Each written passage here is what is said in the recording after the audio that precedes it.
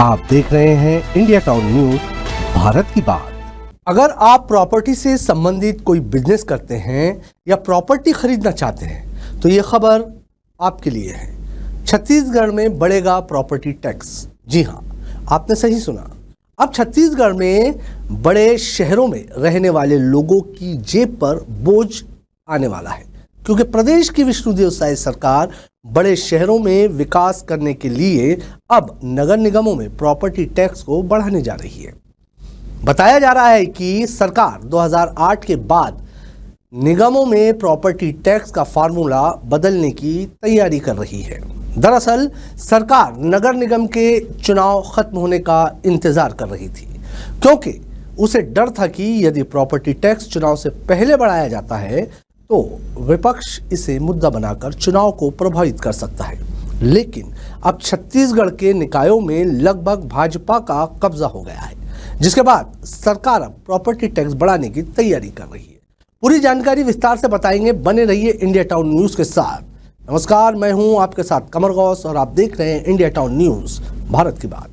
शासन ने नए प्रॉपर्टी टैक्स का खाका लगभग तैयार कर लिया है, जिसे अगले महीने यानी मई माह के अंत तक लागू कर दिया जाएगा।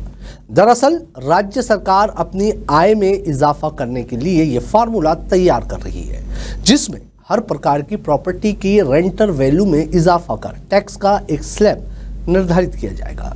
अगर यह फार्मूला लागू होता है तो स्वाभाविक है कि आम आदमी की जेब पर इसका खासा प्रभाव पड़ेगा। वहीं मिली जानकारी के अनुसार एक अन्य विकल्प कलेक्टर गाइडलाइन पर निर्धारित टैक्स के स्लैब को बढ़ाया जाने पर भी मंथन चल रहा है।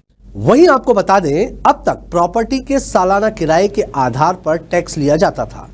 इसके लिए हर नगर निगम ने अपना एनुअल टेंटल वैल्यू यानी कि वार्षिक भाड़ा मूल्य का स्लैब बना रखा है, जिस पर अलग अलग स्लैब में 8 से 20% टैक्स की गणना कर टैक्स तय किया जाता है।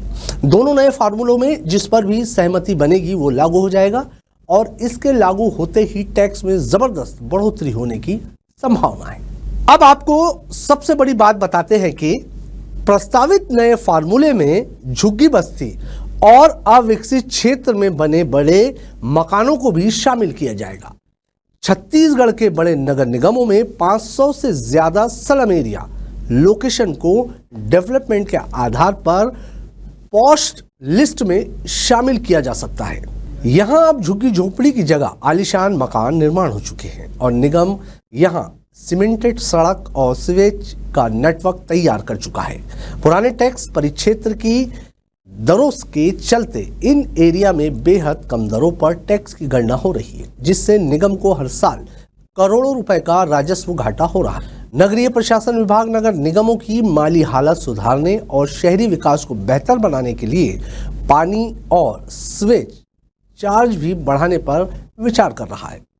सूत्र बताते हैं कि पानी और सीवेज चार्ज में लगभग 15% की बढ़ोतरी हो सकती है। चलिए अब आपको शॉर्ट में समझाते हैं इस टैक्स के बारे में।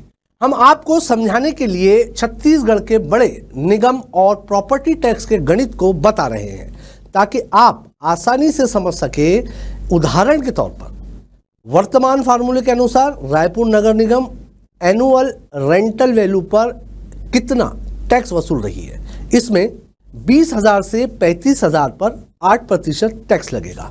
उसके बाद 35,000 से 50,000 पर 10% टैक्स, 50,000 से 75,000 पर 15% टैक्स और 75,000 से अधिक पर 20% टैक्स लगेगा। वहीं नए फार्मूले के आधार पर नए प्रॉपर्टी टैक्स का प्रस्ताव तैयार हो चुका है, जिसके लागू होते ही इस पर व्यापक बहस और विरोध की आशंका से भी इनकार नहीं किया जा सकता, क्योंकि मामला आम आदमी की जेब पर सीधा हमला करने वाला है।